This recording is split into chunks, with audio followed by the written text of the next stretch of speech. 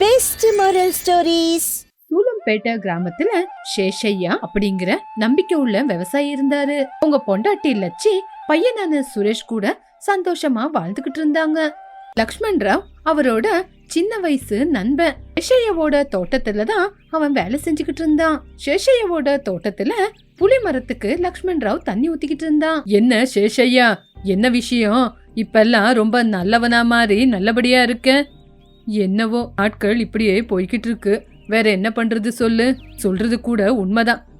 சேஷையா, உன்னோட தோட்டம் எவ்வளவு நல்லா இருக்குன்னு நீயே பாரேன். இந்த விதைங்களெல்லாம் நீதாண்டா போட்ட. உன் கையால நட்டதுனாலதான் இன்னைக்கு விளைச்சல் நல்லா இருக்குடா. நான் அதை தான் சொல்லுவேன். டேய் சும்மா இருடா. எல்லாம் இப்போ எதுக்குன்னு நீயே சொல்லு பாக்கலாம். இது என் தோட்டம் உன் தோட்டம்னு எல்லாம் இல்ல. நம்ம ஒப்பந்தம் இல்லனாலும் இது உன்னோடைய தோட்டம் தானே. இன்னும் ஒரு வருஷம் போனா அதுக்கப்புறம் விளைச்சல் நல்லா வரும். அப்புறம் லாபம் நம்ம 2 பேருக்கு தானே. ஆமாண்டா, இந்த பூமி நம்ம 2 பேரு சம்பாதிச்சது மட்டும் இல்ல, நம்ம சம்பந்தத்தோட விலை. நம்ம 2 பேரும் இதுல இருக்கிற லாபத்தை எடுத்துக்கலாம். உண்மைதான் சேஷையா அப்படின்னு அவங்க 2 பேரும் செடிங்களுக்கு தண்ணி ஊத்திக்கிட்டு பேசிட்டு இருந்தாங்க.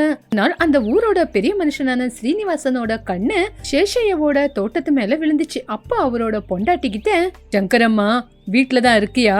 உங்ககிட்ட ஒரு விஷயத்த சொல்லணும். என்னங்க அது? ஆமா, திடீர்னு என்கிட்ட பேசுற அவசியம் என்னங்க? அந்த சேஷையாவோட தோட்டம் இப்போ ரொம்ப நல்லா விளைச்சல் வந்திருக்கு. ஆனா அதை இப்போ லக்ஷ்மணையா தான் பாத்துக்கிட்டு இருக்காரு. அவரு பேர்ல இருக்கிற சொத்தை நம்ம பேர்ல எப்படியாவது எழுத வச்சுக்கிட்டா. ஏங்க, அவங்க 2 பேரு நண்பருங்க. அவங்களுக்குள்ள கலகம் வர மாதிரி நம்ம செஞ்சா நம்மளுக்கு தாங்க அது கெடுதல்ல கொண்டு போய் விடும். காலத்துல பேரு இல்லடி முக்கியம், அதிகமா சம்பாதிக்கிறது தான் முக்கியம். நான் ஒரு ஆட்டம் ஆட போறேன். இவ்வளவு மாதிரி ஜனங்க ஊருக்குள்ள இருக்கிறதுனாலதான் நல்லவங்க மேல நம்பிக்கையே வரமாட்டேங்குது. நீ எவ்வளவுதான் சொன்னாலும் என்னோட வழி எனக்குதான். நீ பாத்துக்கிட்டு தானே இருக்க போற. நான் எப்படி ஆட போறேன்னு லக்ஷ்மண் ராவ் கிட்ட போய் ஸ்ரீனிவாசன் அந்த இடத்த என் பேர்ல எழுதி கொடு அப்படின்னு ஒப்பந்தத்தை போட்டுக்கிட்டாங்க. இப்படி இருக்கும்போது மறுவதுனால எல்லாரும் முன்னாடியும் பஞ்சாயத்தை கூட்டி, நண்பர்களே, இன்னைக்கு உங்ககிட்ட ஒரு விஷயத்த சொல்லணும். அது லக்ஷ்மண் ராவோட தோட்டத்து விஷயம். தோட்ட விஷயமா? எந்த தோட்டம்? தோட்டம் லக்ஷ்மண் ராவ். இது லக்ஷ்மணனோட தாத்தா அந்த இடத்த லக்ஷ்மண் ராவுக்கு கொடுத்தது. ஆனா அந்த இடத்த சேஷையா அவரோட பேர்ல பதிவு பண்ணிக்கிட்டு இருக்காரு. ஆமா, அது என்ன புதுசா? சேஷையா தான் அந்த தோட்டத்தை பாத்துக்கிட்டு இருக்காருல்ல. அழகைக்கு அப்படின்னு கொடுத்த இடத்த தன்னோட இடம்னு அவரோட பேர்ல பதிவு பண்ணிருக்காரு. இங்க பாருங்க. என்ன நீங்க இப்படி பேசுறீங்க? லக்ஷ்மண் ராவ் தான் அவரோட தோட்டத்து வேலையில என்னையும் சேர்த்துக்கிட்டாரு. வாய் வார்த்தை தான் எங்க ஒப்பந்தம். என்கிட்ட எந்த பத்திரமும் இல்ல. நாங்க 2 பேரு இருந்தாலும் நண்பருங்க. லக்ஷ்மண் ராவ் மட்டும் எதுவுமே பேசாம மௌனமா இருந்தாங்க. அப்போ கிராமத்து ஜனங்க, ஆமா இங்க என்ன நடக்குது? சேஷையா இல்லன்னு சொல்றாரு. லக்ஷ்மண் ராவ் பார்த்தா சைலண்டா இருக்கிறாரு. என்னவோ லக்ஷ்மண் ராவுது தான். ஆனா சேஷையா மொத்த லாபத்தையும் சேஷையாவே எடுத்துக்கிட்டு இருக்காரு. அதனால லக்ஷ்மண் ராவுக்கு தான் அந்த சொத்து எல்லாத்தையும் எழுதி கொடுத்துட்டு இந்த ஊரை விட்டு சேஷையா வெளியே போனோம். ஐயா, என்னங்க ஐயா இப்படி பேசுறாரு? லக்ஷ்மண் ராவ் நீயானா பேசுறா? லக்ஷ்மண் ராவ் எதுவுமே பேசல. ஸ்ரீனிவாசா தனக்குள்ள தானே சிரிச்சுக்கிட்டு இருந்தா. அப்போ ஊரோட பெரிய மனுஷன் லக்ஷ்மணனை பார்த்து, லக்ஷ்மண் ராவ், இப்ப மட்டும் நீங்க எதுவுமே பேசலனா ஸ்ரீனிவாசோட பேச்சு தான் கடைசி பேச்சுன்னு ஒப்பந்தமா எடுத்துக்கப்படும் அப்படின்னு சொன்னா கூட அவரு எதுவுமே பேசல. அதனால சேஷையாவுக்கு இந்த சொத்துல எந்த விதமான பங்கும் இல்ல அப்படின்னு லக்ஷ்மணன் பக்கம் தீர்ப்பு போச்சு. சேஷையா வீட்டுக்கு போனதுக்கு அப்புறம் சேஷையாவோட பொண்டாட்டி லட்சி இப்படி சொன்னா, ஏங்க இருந்தாப்ல இருந்து ஏங்க இப்படி ஆயிட்டீங்க ஒரே நாள்ல? எனக்கு எதுவுமே புரியல லக்கி. லக்ஷ்மண் ராவ் எதுக்காக இன்னும் மௌனமா இருக்கான்னு எனக்கு புரியவே இல்ல. நாட்கள் மாற மாற ஜனங்களும் மாறிக்கிட்டு இருக்காங்க. எந்த விதமான ஒப்பந்தமே இல்லாம அந்த இடத்து மேல நீங்க காசு போட்டீங்க. லக்ஷ்மண் ராவ் என்னோட நண்பன். என் நண்பனே என்னை ஏமாத்துவானான்னு அவனை நம்பி என் காசு மொத்தம் போட்டேன். இப்ப பாத்தீங்களா, நீங்க எல்லாமே இழந்து நடு வீதியில நிக்கிறீங்க. எதுவுமே இழக்கல லக்கி. ஆனா அவன்தான் என்னோட நம்பிக்கையை இழந்துட்டு நிக்கிறான். அப்படின்னு சொல்லிக்கிட்டு இருக்கும்போது அங்க அவனோட பையன் சுரேஷ் வந்தான். பா, அந்த இடம் மறுபடியும் நம்மளுக்கே வருமா? நம்ம மறுபடியும் அந்த நிலத்துல விவசாயம் பண்ண முடியுமா? முடியும்பா, முடியும். ஏன் முடியாது? உண்மை எப்ப இருந்தாலும் வெளிச்சத்துக்கு வந்துதான் ஆகணும். கடவுளு நம்ம பக்கத்துல இருக்காரு அப்படின்னு சொன்னா. மறுபக்கம் லக்ஷ்மண் ராவ் மனசுக்குள்ள சேஷையாவோட வார்த்தை ஞாபகத்துக்கு வந்தது. நான் எதுக்காக இப்படி பண்ணேன்? ஸ்ரீனிவாசோட வார்த்தையை கேட்க வேண்டிய அவசியமே எனக்கு இருக்கல. நான் இப்ப யோசிச்சா கூட நான் பண்ணது பெரிய தப்புன்னு தோணுது. அதான் இருந்தாலும் சேஷையா என்னோட நண்பன் இல்லையா? என்னங்க யோசிச்சுக்கிட்டு இருக்கீங்க? உங்களோட நண்பனுக்கே நீங்க துரோகம் பண்ணிட்டீங்கன்னு மனசுக்குள்ள கவலைப்படுறீங்களா? ஆமாண்டி, எனக்கு ஏனோ தூக்கமே வரல. நண்பனுக்கு நான் துரோகம் பண்றது அப்படின்னா என்னோட மனசையே துண்டு துண்டா வெட்டி போடுற மாதிரி இருக்கு. இப்போ இவ்ளோ கூனி கூறிங்கி நிக்கிறீங்களே, எதுக்காக அந்த ஸ்ரீனிவாசனோட பேச்சுக்கு ஒத்துக்கிட்டீங்க? அதுதான் எனக்கும் ஒண்ணுமே புரியல. நான் என்ன பத்தி மட்டும்தான் யோசிச்சேனா, எனக்குள்ள இருக்கிற மனுஷத்துவம் செத்து போயிடுச்சா? நான் மனுஷனாவே இல்லையா? அது உங்க மனசுக்கு தாங்க தெரியணும் அப்படின்னு சொன்னா அவன் பொண்டாட்டி. இப்படி நாட்கள் போச்சு. ஸ்ரீனிவாசனை பார்க்க போனா. ஸ்ரீனிவாஸ் ஐயா, அன்னைக்கு நான் தப்பு பண்ணிட்டேன். அன்னைக்கு நான் எதுக்கு மௌனமா இருந்தேன்னு எனக்கே புரியல. இங்க பாரு லக்ஷ்மண் ராவ், நீங்க எதுவுமே செய்யல. ஆனா இப்படி இருந்தா அந்த சேஷையா கிளம்பி போயிடுவான். அதுக்கப்புறம் அந்த நிலத்தை என் மேல எழுதி கொடுத்தா உங்களுக்கு நல்ல லாபத்தை கொடுக்கறேன். ஐயா, நீங்க பண்றது பெரிய அநியாயங்க ஐயா. வாய மூடிக்கிட்டு இங்கிருந்து கிளம்பி போ, இல்லனா உன் மேல இல்லாத பொல்லாததெல்லாம் சொல்லிடுவேன் அப்படின்னு சொன்ன உடனே லக்ஷ்மண் ராவ் எதுவுமே பேசாம அங்கிருந்து கிளம்பி போயிட்டா. அன்னைக்கு நைட்டு அவனோட பொண்டாட்டி ஒரு கிளாஸ்ல தண்ணி எடுத்துக்கிட்டு புருஷங்கிட்ட வந்தா. உங்களுக்குள்ள இருக்கிற குற்ற உணர்ச்சிய உங்க மூஞ்ச பார்த்தாவே தெரியுது. இன்னும் நீங்க பஞ்சாயத்துல நடந்த விஷயத்த மறக்கலன்னு நினைக்கிறேன். ஷையா, என் மேல வச்சிருக்கிற நம்பிக்கைய நான் இழந்துட்டேன். நான் இப்போ நம்பிக்கைக்கு துரோகம் பண்ணவனா மாறிட்டேன். நீங்க சொல்றது என்னவோ உண்மைதாங்க. சேஷையா அண்ணன் மாதிரி ஒரு மனுஷனை துரோகம் பண்றது உங்க மனசை நீங்க வெட்டி போடுற மாதிரி. நீங்க பண்ணது தப்புங்க. ஆனா இப்ப என்ன பண்றது? என் வாழ்க்கை கூட அவனோட வாழ்க்கையும் நாசமாக்கிட்டேன். மறுபடியும் அவனோட நம்பிக்கைய நான் எப்படிதான் சம்பாதிக்கிறது? உண்மை முன்னாடி யாருமே நிக்க முடியாதுங்க. இப்ப கூட ஒன்னும் குறைஞ்சு போல. நீங்க உண்மை என்னன்னு ஒத்துக்கிட்டு எல்லாருக்கிட்டையும் சொல்லிடுங்க. நான் மட்டும் இப்ப உண்மையை சொல்லலனா அந்த ஸ்ரீனிவாசனே எங்க தோட்டத்தை எடுத்துக்குவாரு. சொல்லிட்டா அவரு எங்க மேல பழிய வளர்த்துக்குவாருன்னு ரொம்ப பயமாவே இருக்கு. உண்மையை சொன்னா நம்ம மேல இருக்கிற கெட்ட பேரு போயிடுங்க. நம்மளுக்கு இருக்கிற பாவத்தை நம்மளே குறைக்கணும் அப்படின்னா நம்ம உண்மைய ஒத்துக்கிட்டே ஆகணும். இப்படி நாட்கள் போச்சு. அந்த கிராமத்துல மறுபடியும் பஞ்சாயத்தை கூட்டுனாங்க. கிராம தலைவரு, அந்த ஊரு ஜனங்க எல்லாரும் இருந்தாங்க. அந்த கிராமத்து தலைவரு, இன்னைக்கு நம்ம மறுபடியும் அந்த தோட்ட விஷயத்த பத்தி பேச போறோம். ஷையா அவரோட உண்மையை இழந்ததுல இருந்து அந்த தோட்டமே காஞ்சு போய்கிட்டு இருக்கு. ஐயா, நான் பேசணுங்க ஐயா. நான் என்னோட நண்பனுக்கு துரோகம் பண்ணிட்டேன். என்னன்னு இப்பவே எல்லாருக்கும் சொல்றேன். என்ன லக்ஷ்மண் ராவ், என்ன சொல்ற? ஆமாங்க, ஸ்ரீனிவாஸ் ஐயா சொன்னது பொய். அந்த இடத்த சேஷையா ரொம்ப நல்லபடியா பாத்துக்கிட்டாரு. என்னோட நிலத்தை மட்டும்தான் அவருக்கு கொடுத்தேன். என்னோட நிலத்துல முழு உரிமையும் அவருக்கு மட்டும்தான் இருக்குது. டேய், இவ்வளோ நாள் சும்மா சைலண்டா இருந்துட்டு இப்ப பேசுறியே, இன்னைக்குதான் இதுக்கு சரியான நேரமா? இந்த ஸ்ரீனிவாசன் பணத்து மேல ஆசை காட்டி என்ன இப்படியெல்லாம் பேச வச்சான்.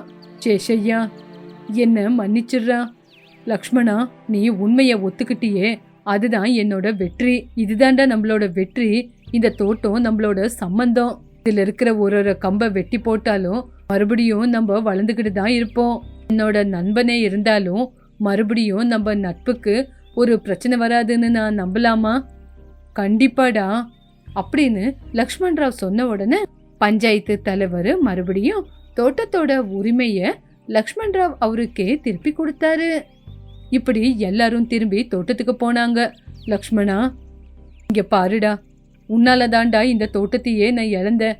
ஆனா இன்னைக்கு நீ செஞ்ச துரோகத்துல நான் எப்பவுமே மறக்க மாட்டேன் லக்ஷ்மணா. ஆமாடா, உண்மைதான். உன்னோட நம்பிக்கைய நான் இழந்துட்டேன். இன்னைக்கு நீ எவ்வளவுதான் என்கிட்ட பேசினாலும் உன்னோட மனசு மாதிரி இருக்காதுன்னு எனக்கு தெரியும். நம்மளோட நம்பிக்கையை ஜெயிச்சுச்சே தவிர நம்மளோட நம்பிக்கை உடைஞ்சு போச்சு. நீ எனக்கு நம்பிக்கை துரோகம் பண்ணுவேன்னு என்னால நம்ப முடியல. இருந்தாலும் நீ மௌனமா இருந்ததுனாலதான் இன்னைக்கு 4 பேருக்கு முன்னாடி தலை குனிஞ்சு நின்ன. உங்ககிட்ட என்ன மன்னிச்சிடான்னு கேக்குறத தவிர என்னால எதுவுமே பேச முடியல சேஷையா. உண்மை சொல்லி மறுபடியும் என்னோட நண்பனா என் கிட்ட வராதடா. நீ எவ்வளவுதான் சொன்னாலும் அந்த மச்சைய மனசு விட்டு போவாது.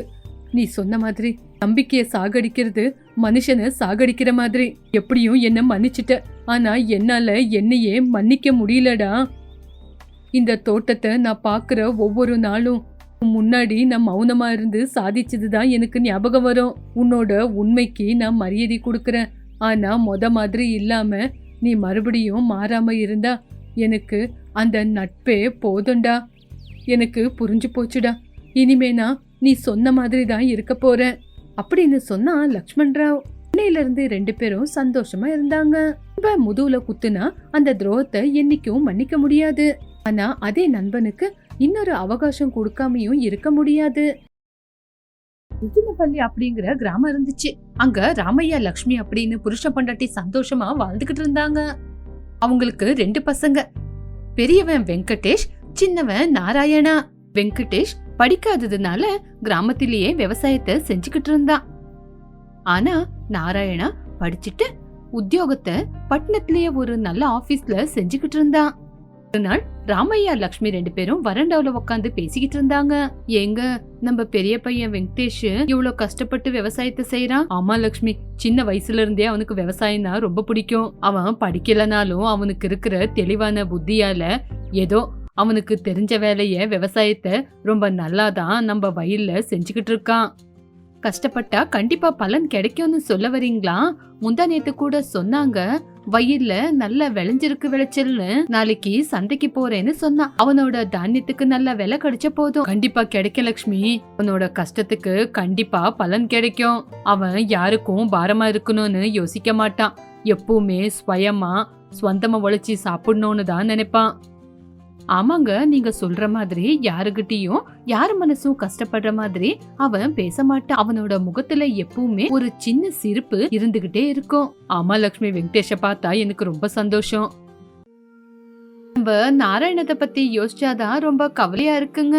அவன் பட்டணத்துல ரொம்ப வேலையாவே இருப்பானாமே, அவனுக்கு ஓய்வே இருக்காதா? ஆமா லட்சுமி, பட்டணத்தோட வாழ்க்கையே அப்படிதான் இருக்கும். அவனோட வாழ்க்கை கூட சேர்ந்து அவனும் ஓடணும். அவன் வாழ்க்கையே அப்படி. அவன் புத்திசாலிதான். கண்டிப்பா பொழைச்சுக்குவான். கண்டிப்பா நல்ல பேரை சம்பாதிக்குவான்.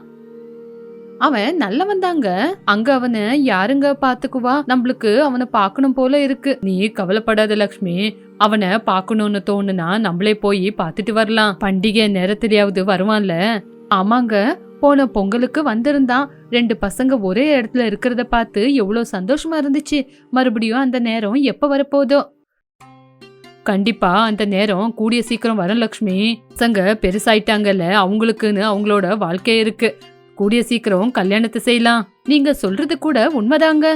ராமையா லட்சுமி இப்படி பேசிக்கிட்டு உள்ள வந்தாங்க. நாட்களும் போச்சு. வெங்கடேஸ்வர நாராயணவுக்கும் நல்லபடியா கல்யாணம் நடந்தது. கொஞ்ச நாளுக்கு அப்புறம் ராமையா ராஜலட்சுமி 2 பேரும் வாசப்படியில உட்காந்துக்கிட்டு மருமகங்க பத்தி பேசிக்கிட்டு இருந்தாங்க. நம்ம பெரிய மருமக சாந்தம்மா அச்சு அசல் கிராமத்து பொண்ணாவே இருக்கிறா. நல்ல பொண்ணுங்க. அவ குணம் கூட நல்ல குணம். வீட்டு வேலைய கூட அவ வேலைய இழுத்து போட்டு செய்யறாங்க. ஆமா லட்சுமி, அந்த பொண்ணு வந்ததுக்கு அப்புறம் நம்ம வீடு ரொம்ப நல்லா இருக்கு. எப்பவுமே சிரிச்சுக்கிட்டே இருப்பா. அவங்க 2 பேரும் பாக்குறதுக்கு ரொம்ப சந்தோஷமா இருக்கு. அவளுக்கு ஏத்த நல்ல மருமகங்க தான் கிடைச்சிருக்காங்க. ஆமாங்க, உன்னை பார்க்க போனப்பவே சாந்தம்மாவோட குணம் நம்மளுக்கு ரொம்பவே பிடிச்சு போச்சு. அவகிட்ட எவ்வளவு மரியாதையா பேசுதுங்க அந்த பொண்ணு. இன்னும் நம்ம சின்ன மருமக ரேகா விஷயத்துக்கு வந்தா, பட்டணத்துல வளர்ந்த பொண்ணாச்சே, அந்த பொண்ணோட நடவடிக்கையே பட்டணத்து மாதிரி தான். ஆமாங்க, அந்த பொண்ணு பேசுறது கூட வேற மாதிரி தான். எப்பவுமே ஏதாவது யோசிச்சுக்கிட்டே இருப்பா.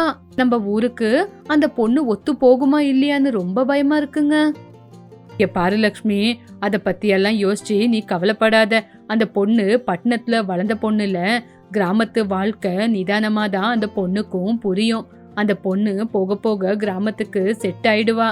ரொம்பதான் கொஞ்சம் நம்பிக்கையா இருக்கணும். ஆமாங்க, நீங்க சொல்றது என்னவோ சரிதான். முந்தா நேத்து ஏதோ ஒரு வேலை சொன்னா மூஞ்சால அடிச்சாப்ல பேசிட்டான். சாந்தம்மா கிட்ட ஏதாவது வேலை சொன்னா எவ்வளவு நல்லபடியா செஞ்சு முடிக்கிறா. லக்ஷ்மி, அப்படியெல்லாம் யோசிக்காத. சில பேருக்கு வேலை செய்யற தன்மை இருக்காது. அந்த பொண்ணுக்கு இந்த வேலையெல்லாம் செஞ்சு பழக்கம் இல்லையோ என்னமோ. இல்ல, அந்த வேலை அந்த பொண்ணுக்கு முக்கியமா இல்லாத கூட இருக்கலாம். நம்ம எல்லாரையும் ஒரே மாதிரி பார்க்க கூடாது. அவங்க வளர்ந்த விதம் அப்படி, அவங்க வேற மாதிரியும் இருக்கலாம். பொண்ணு நம்ம நாராயணன் கிட்ட கூட முகம் கொடுத்து பேச மாட்டேங்கிறாங்க. முந்தா நேத்து கூட ஏதோ சண்டை போட்டுக்கிட்டு இருந்தாங்க. நான் போன உடனே 2 பேரும் சும்மா ஆயிட்டாங்க. இங்க பாரு லக்ஷ்மி, புருஷன் பொண்டாட்டிக்குள்ள சின்ன சின்ன சண்டை சச்சரவு எல்லாம் வந்துகிட்டு தான் இருக்கும். அத பத்தி எல்லாம் நடுவுல நம்ம போக கூடாது. பொண்டாட்டி கூட எப்படி இருக்கணும்னு நம்ம புள்ளைக்கும் ரொம்ப நல்லா தெரியும். ரேகா கூட நிதானமா மாறிடுவா. அவங்க 2 பேரும் ஒத்துமையா இருப்பாங்க. என்னவோங்க, எனக்கு சாந்தம்மா மாதிரி மருமக கிடைச்சது ரொம்ப சந்தோஷமா இருக்குங்க. ஆமா லக்ஷ்மி, நீ சொன்னது 100க்கு 100 உண்மை. லக்ஷ்மி, நம்ம கண்ணு முன்னாடி அவங்க சந்தோஷமா இருந்தா அதே போதும். நம்மளுக்கு அந்த கடவுள் நல்ல மருமகங்க 2 பேரை கொடுத்திருக்காரு. அவங்க வாழ்க்கை சந்தோஷமா இருந்தா அதை விட பெரிய சந்தோஷம் நம்மளுக்கு வேற என்ன இருக்கு? நீங்க சொன்ன மாதிரி எல்லாம் நல்லதுதாங்க நடக்கும். நாளைக்கு 2 மருமகங்களை ஒரே இடத்துல உட்கார வச்சுக்கிட்டு 2 பேரும் அந்யோன்யமா எவ்வளவு ஒத்துமையா இருக்கணும் அப்படின்னு அவங்களுக்கு நம்ம எடுத்து சொன்னா கேட்டுக்கிட்டு போக போறாங்க. நல்ல வார்த்தை சொன்ன. கண்டிப்பா இத பத்தி பசங்களுக்கு எடுத்து சொல்லலாம். கூட்டு குடும்பமா சந்தோஷமா ஒத்துமையா இருந்தா அதனால எவ்வளவு நன்மைங்க நடக்கும் அப்படின்னு 2 மருமகங்களுக்கு புரியுற மாதிரி சொல்லலாம். ராமையா லக்ஷ்மி 2 மருமகங்க பத்தி பேசிக்கிட்டு அவங்களுக்கு நல்லது கெட்டது எடுத்து சொல்லணும்னு யோசிக்க ஆரம்பிச்சாங்க. இப்படி நல்லது பத்தி யோசிச்சுக்கிட்டு அவங்களோட முன்னாடி வாழ்க்கை சந்தோஷமா இருக்கணும்னு யோசிக்க ஆரம்பிச்சாங்க. இப்படி எல்லாமே நல்லபடியா தான் போய்கிட்டு இருந்துச்சு. ஒரு நாள் ராமையா பசங்களை கூப்பிட்டு சொத்து பிரிக்கிறது பத்தி சொன்னாரு. ஏங்க, இது அநியாயம் இல்லையா? நீங்க நல்லா படிச்சிருக்கீங்க, நல்லா வேலைக்கு போறீங்க. உங்க அண்ணன் உங்களுக்கு ஈக்குவலா எப்படி அதிகமா சொத்தை எடுத்துக்குவாரு? இந்த சொத்து நம்மளுக்கு சேர வேண்டியது இல்லையா? இங்க பாரு ரேகா, இது எங்க அப்பாவோட சொத்து. அவரு சின்ன வயசுல இருந்து என்ன நல்லபடியா வளர்த்திருக்காரு. அவரு கஷ்டப்பட்டு விவசாயம் செய்யறதுனால அதிகமா அவருக்கு தானே சேரணும். நீங்க எப்பவும் இப்படிதாங்க. நீங்க யோசிக்கிறது தப்புங்க. நம்மளுக்கு தான் அதிகமா சொத்து வரணும். பிளீஸ் ரேகா, இத பத்தி இனிமே பேசுறது வேண்டாம். இந்த விஷயத்த இங்கிக்கே விட்டுறலாம். ரேகா, சொத்து எங்களுக்கு தான் வேணும், எங்களுக்கு தான் வேணும்னு சொல்றது இல்ல. ஒத்துமையா இருந்தா தானே நல்லது. இங்க பாருங்க, இத பத்தி உங்களுக்கு என்ன தெரியும்? கஷ்டப்பட்டு சம்பாதிக்கிறது என் புருஷன் தானே. இங்க பாரு ரேகா, சும்மாரு. இங்க பாருங்க, நீங்க எப்பவுமே உங்க அண்ணனுக்கு தான் சப்போர்ட். எனக்கு சப்போர்ட் இருக்கீங்களா?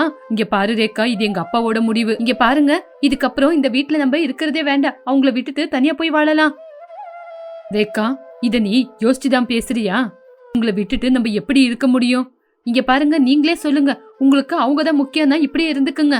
சரி ரேகா, நீ சொல்ற மாதிரியே செய்யலாம். என்னங்க இவங்க இப்ப நம்மள விட்டுட்டு போயிடுவாங்களா? என்ன பண்ணுவாங்க தெரியலையே. அவன் பொண்டாட்டி பேச்சு கேக்குறான். இதுல தப்பு என்ன இருக்கு? நாராயண ரேகா பட்டணத்துல தனி வீடு வாடகைக்கு எடுத்து இருந்தாங்க. நாராயணா நல்லா சம்பாதிக்கிறதுனால நல்லபடியா லாபம் வந்துகிட்டு இருந்தது. அவனுக்கு அந்த வீட்டுல ஏதோ குறைவு இருந்தது. அப்பா அம்மா அண்ணன் அண்ணிய விட்டுட்டு இருக்கிறது அவனுக்கு கொஞ்சம் கூட பிடிக்கல. மட்டும் அந்த வீட்டுல சந்தோஷமா வாழ்ந்துகிட்டு இருந்தா. ஒரு நாள் லக்ஷ்மி அம்மாக்கு உடம்புக்கு முடியாத போனதுனால, எங்க ஒரு தடவை நாராயணனை வர சொல்றீங்களா? எனக்கு அவனை பாக்கணும் போல இருக்கு. அவன் என்ன பாக்க வருவானா? பாக்கலாம் லக்ஷ்மி, உன்னை பாக்குறதுக்காவது வரானா இல்லையான்னு பையனுக்கு போன் பண்ணி சொல்றேன். இப்படி ராமையா பையனுக்கு போன் பண்ணி சொன்ன உடனே பையனும் அவசர அவசரமா பொண்டாட்டிய கூட்டிக்கிட்டு நாராயணா வீட்டுக்கு வந்தான். நாராயணா அம்மாவை பார்க்க வீட்டுக்குள்ள போனா ரேகா மட்டும் தள்ளி தூரமாவே நின்னுகிட்டு இருந்தா. கொஞ்ச நாள்லயே லக்ஷ்மி உடம்பு குணமாயிக்கிட்டே வந்துச்சு. அண்ணன், அம்மா இப்ப கொஞ்சம் நல்லா இருக்காங்கல்ல. இருந்தாலும் நான் செஞ்சது தப்புதாங்க அண்ணன். அம்மாவுக்கு உடம்புக்கு முடியாம போறதுக்கு நானும் ஒரு காரணம்தான். பரவாயில்ல நாராயணா, அத பத்தி எல்லாம் யோசிக்காத. மனுஷனுங்க அப்படின்னு சொன்னதுக்கு அப்புறம் தப்பு பண்றது சகஜம். ஆனா நம்ம தான் அதை மன்னிச்சு ஏத்துக்கணும். இருந்தாலும் அண்ணன், இங்க உங்கள அம்மாவை இந்த நிலைமையில பார்க்க எனக்கு ரொம்ப கஷ்டமா இருக்கு. கவிதாவோட வார்த்தையை கேட்டு நான் நம்ம குடும்பத்தாருங்களை ரொம்ப தூரமாக்கிக்கிட்டேன்னு யோசிக்கிறேன். பரவாயில்ல நாராயணா, நீ கவலைப்படாத. நீ உன் பொண்டாட்டி பசங்களோட சந்தோஷமா இருக்கிறது தான் எங்களுக்கும் வேணும். இருந்தாலும் அண்ணன், எனக்கு அந்த வீட்டுல இருக்க பிடிக்கல. இங்க உங்க கூட இருக்கிறது தான் எனக்கு ரொம்ப சந்தோஷமா இருக்கிற மாதிரி தோணுது அண்ணன். அதுக்கப்புறம் ஏன் தம்பி இவ்வளோ யோசிக்கிற? மறுபடியும் திரும்பி இங்கே வந்துரு. அம்மா கூட அதை தானே எதிர்பார்க்கறாங்க. இருந்தாலும் அண்ணா, ரேகா இதுக்கு ஒத்துக்குவாளா? பரவாயில்லப்பா, நீ ஒரு தடவை ரேகா கூட பேசிப்பாரு. அதுக்கு அவ ஒத்து வரல அப்படின்னா அதுக்கப்புறம் யோசிக்கலாம். நாராயணா ரேகா கூட பேச வந்தா. ரேகா, நான் உங்ககிட்ட ஒரு விஷயத்த பத்தி பேசணும். என்னங்க, மறுபடியும் உங்க கூட்டு குடும்பத்தை பத்தி தான் பேச வந்திருக்கீங்களா? அதை தவிர பேச வேற என்ன இருக்கு? ரேகா, குடும்பத்தை விட முக்கியமானது எதுவுமே இல்ல. குடும்பம் தான் நம்மளுக்கு ரொம்ப முக்கியம். நம்ம எல்லாரும் ஒத்துமையா இருக்கிறது தான் எனக்கும் ரொம்ப பிடிச்சிருக்கு. எனது மறுபடியும் உங்க குடும்பத்தார கூட சேர்ந்து அந்த வீட்டுல வந்து நான் இருக்கணுமா? எனக்கு பிடிக்கல. அப்படி சொல்லாத. நம்மளுக்காக இல்லனாலும் அம்மாவுக்காகவது சேர்ந்து இருக்கணும். அம்மாவுக்கு நம்ம அன்பு ரொம்ப முக்கியம். இங்க பாருங்க, என்னால அந்த வீட்ல வந்து இருக்க முடியாது. உங்க அண்ணி எப்ப பார்த்தாலும் என்ன ஏதோ பாக்குற மாதிரி தான் பாப்பாங்க. எனக்கு அது பிடிக்காதுங்க.